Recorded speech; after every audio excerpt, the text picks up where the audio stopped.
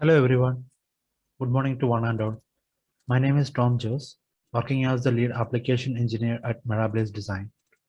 Today, I'll be walking you through some of our popular processor demo models, which include ARM Cortex-A77, ARM Cortex-A53, and RISC-V U74 processor cores.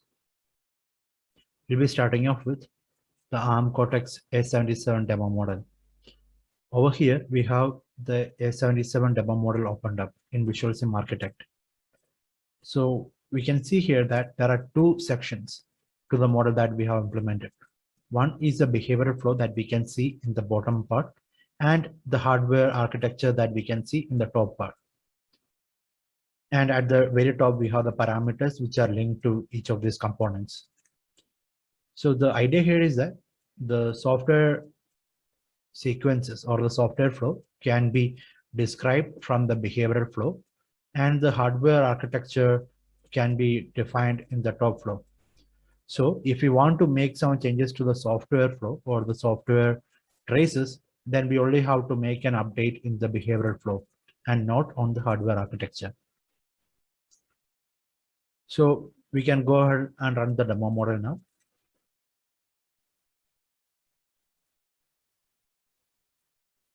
Once we start the simulation, these pop-up windows will be coming in, and this will be populated on the course of simulation. So when the simulation gets completed, this will be filled up with the required statistics and the data, which can be used to assess the performance of the system. So here we have the task done text display, which is going to print out whenever the packet is available on the trace mapper output port. So we only get the output here when the full trace is completely executed. So you can see that the latency or the time that it took to complete the execution for this trace is 58.85775 microseconds. And over here we have the system statistics, which includes the AXI bus stats, the DRAM DDR stats. So here we can see the number of packets entering the XA bus, 1076. The read data in bytes we can see. Then the cache IO, this means the MOP cache, hit ratio, miss ratio, the number of packets entered and returned, number of prefetches issued, then if there is any buffer overflow that is happening during the simulation, the latency for the cache, average, maximum, and minimum. Then we also have the number of blocks evicted from there, and the utilization of the cache block as well. So this same stats can be observed for the DSC cache, that is the L3, then the L2 cache, then the data cache, then the I1 cache. So at the same time, we also have stats printed out on the command line. So for over here, we are using a trace mapper block, which has this following parameters. This can read the trace CSV file and send it line by line to the processor core.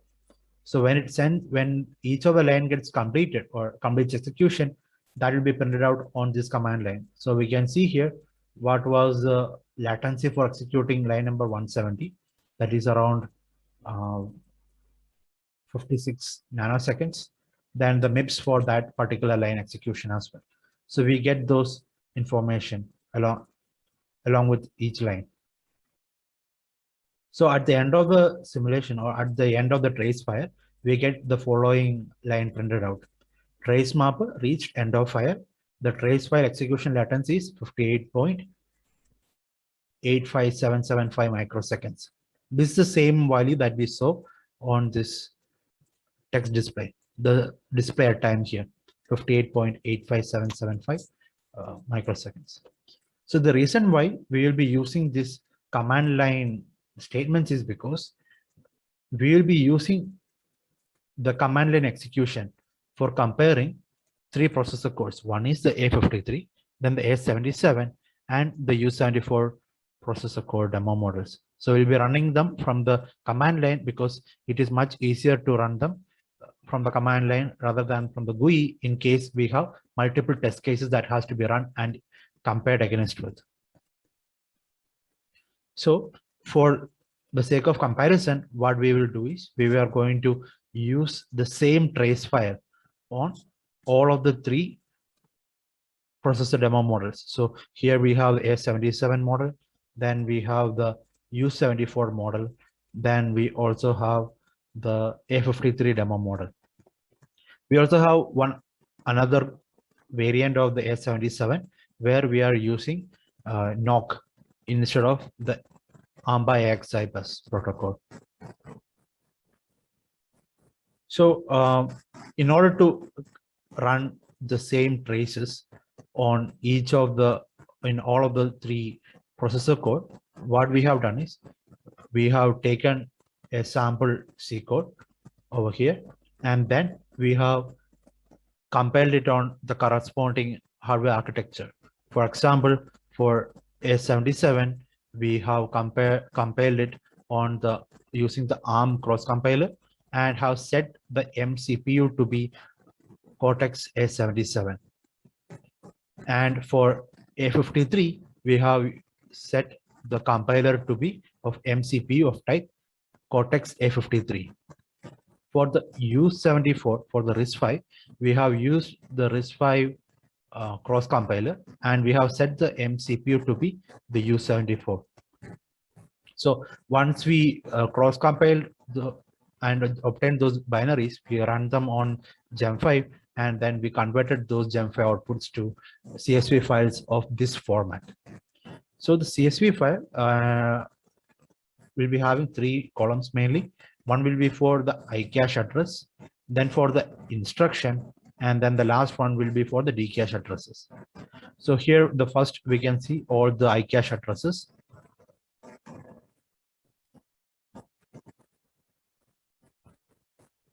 As we move to the right, we can see the instructions here. After the iCache addresses finishes, we have the instructions in the array form, and then at the last we have the Dcache addresses. So only for the instructions which has to be sent to the Dcache or the load store only has a non-zero hexadecimal value listed. For the others, it will be 0x00. So we will be running the CSV file, the same CSV. We'll be running the CSV file obtained while running the same C code on three different architectures now. So for that, we have used a batch file. So in this batch file, we have three lines here. Line number 1 corresponds to running the A53 demo model. Line number 2 is for A77, and line number 3 is for RISC-V U74 demo model. And we are updating the trace file accordingly. So we can see here, all the three demo models will be running the same C code traces, but they are all recompiled according to their processor settings or the ISA settings.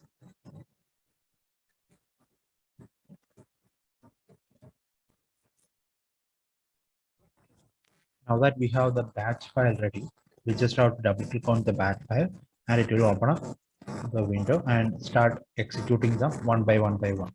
So here we can see the simulation is progressing line by line, and the corresponding latency and the MIPS can be observed from the command line as well.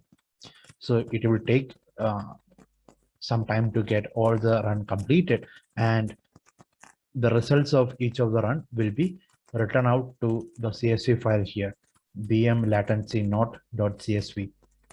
So we'll be using the contents of the CSV to make a comparison between the results on A53, A77, and the U74 processor codes.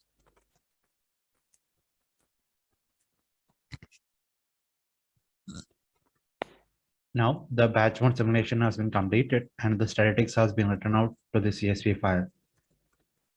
So now we open the CSV file and we can see there are three entries added to the CSV, each one belonging to the corresponding demo model. One is for A53, A77, and the U74.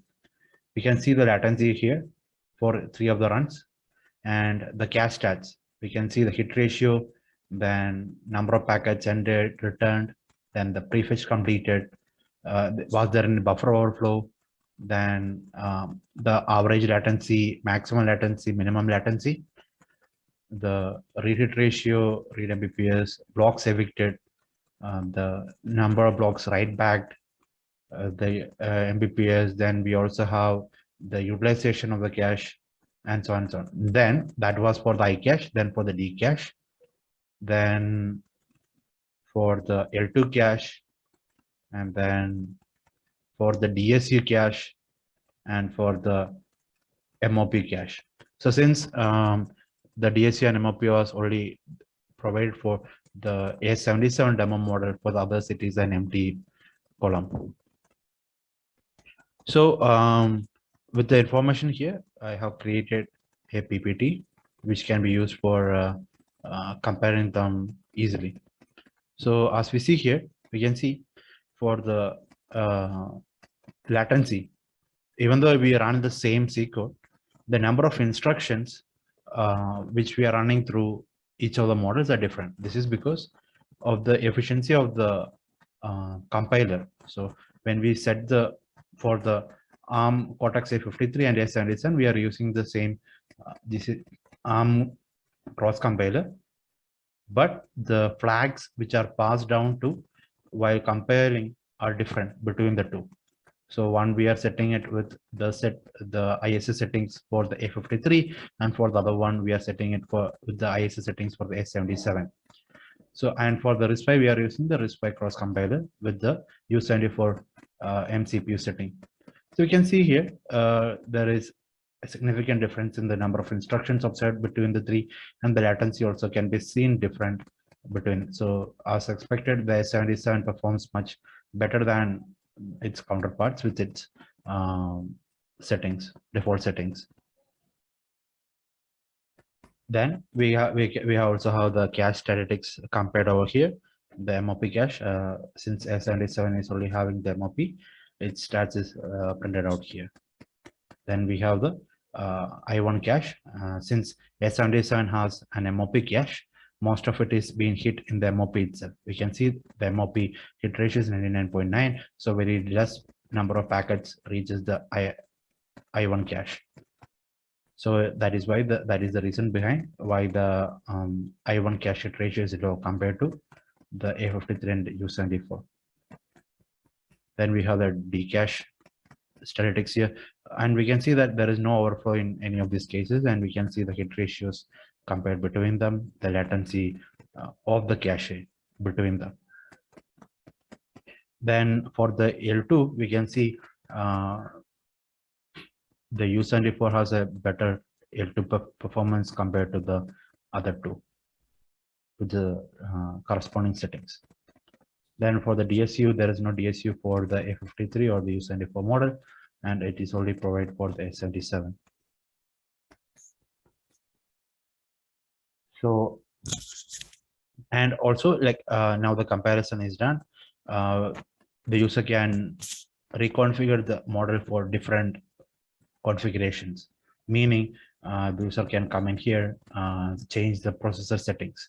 If you want to make some changes to the clock speed of the processor, then this processor speed megahertz has to be updated. Right now it is linked to a top level parameter, which is core speed megahertz, which is here. 3 gigahertz is specified here, 3000 megahertz. Then we can also change the instructions per cycle or the ROB buffer size, reader buffer size. All of this can be changed from here. Then we have the cache settings. So we can change the speed of the cache, width of the cache, size of the cache, the block size. Then it's address based because we are having the trace file with us. So the addresses observed by the traces are directly used. So it is much more accurate rather than using the stochastic one where we'll be using the hit ratio. So since we are using address based, the hit ratios will be according to the addresses obtained from the traces. Then same for the other caches. Then we can also change the settings for the buses. So the speed of the buses can be updated the bus width can be updated, the threshold count can be updated, and so on and so on. Then the memory parameters can be also updated. So we have the different memory settings here, then the timing settings are there, and then the speed is also specified here, which can be updated as per user's convenience. So this is the S77 single core demo model. We also have a multi-cluster demo model prepared. So in this variant, we have the A77 clusters here. 2 clusters are there connected to network on chip. So we have the L4 cache slice here, and the misses from the L4 will be going to the memory controller and DRAM here. So we can specify the number of cores belonging to the cluster. So this is all done dynamically. So if I say that we only need 4 cores per cluster, we just have to put in the number 4 and it will be automatically be taken care of. So this provides the user with running different test cases without making much changes to the hardware architecture. By simply changing some parameter settings, they can reconfigure the model completely. So the speed, whether it be the speed, the number of cores, everything can be controlled by the parameters available for the block. And then accordingly, according to the number of cores available, we can run different tasks on them. So here we can see the cluster 1 trigger is here. So here I am triggering the core 0 of cluster 1. Then at the same time, parallelly, I am triggering the core 1 of cluster 1. Then once both of them completes, then only I am going to go to the next set of tasks, which will be run parallelly, then sequentially, and then parallelly. So this is a simple use case that has been described here. A user can connect them in a different order, different sequence as required as well.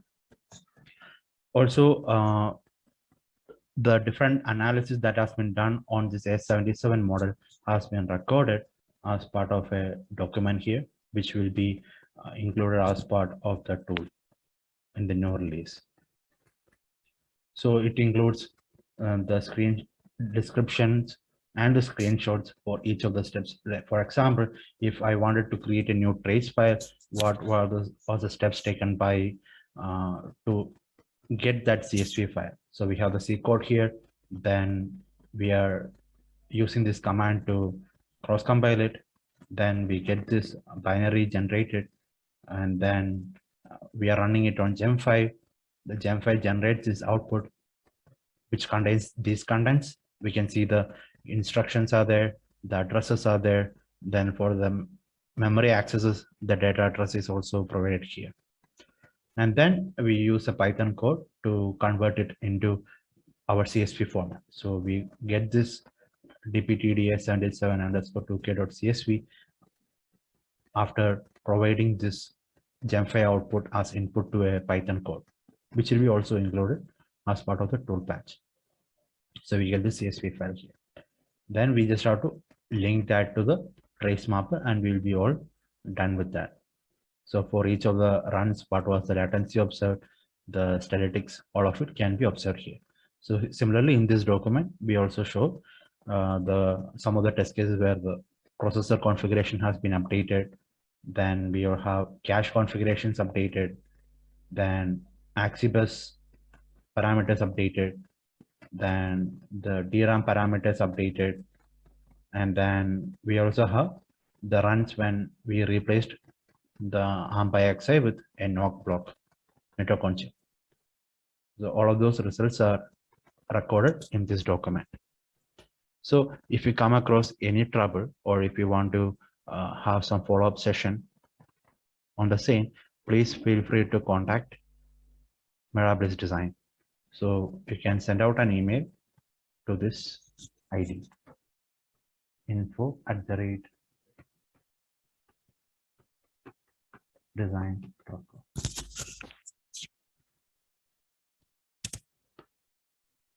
Thank you.